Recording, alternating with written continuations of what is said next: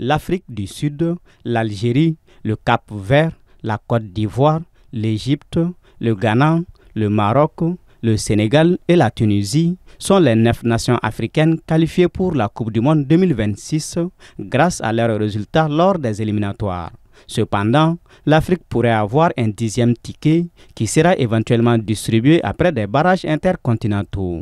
Et 4 autres nations africaines ont l'occasion d'y croire.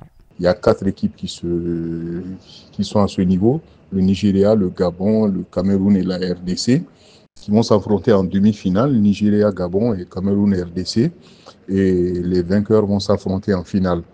Et il y a une seule équipe qui sortira de ces barrages et qui va affronter aussi les barrages intercontinentaux.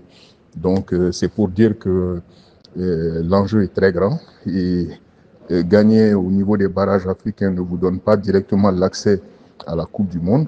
Et là, il va falloir passer aussi par les barrages intercontinentaux. Mais pour le moment, là, il va falloir gagner d'abord les demi-finales et la finale. D'abord, il y a le Nigeria contre le Gabon.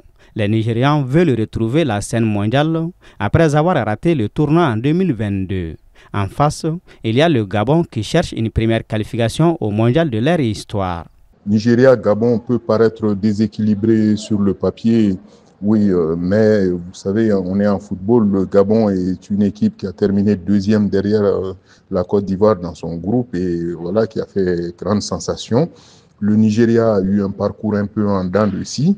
Et là, c'est une équipe qui est capable du meilleur comme du pire, et là, à travers toute son histoire. Donc, c'est un match encore qui reste indécis, surtout à ce niveau où voilà, il y a une place à gagner pour la finale. Ensuite, le Cameroun face à la RD Congo.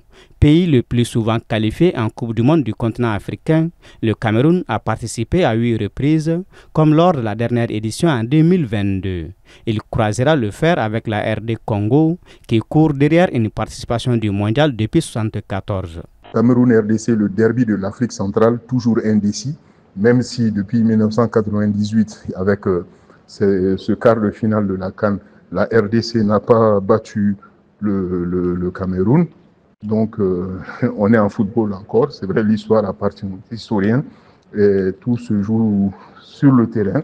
Le Cameroun aussi est une équipe imprévisible, capable du meilleur comme du pire. Donc, ça va se jouer sur le terrain, ça va se jouer au mental, à la condition physique et aussi à la concentration, parce que ça se joue sur un match couperé et différent des matchs de championnat. Ce tournoi de la dernière chance pour ces recalés se joue sur un terrain neutre au Maroc. Le vainqueur accède aux barrages intercontinentaux et continue à croire au Mondial 2026.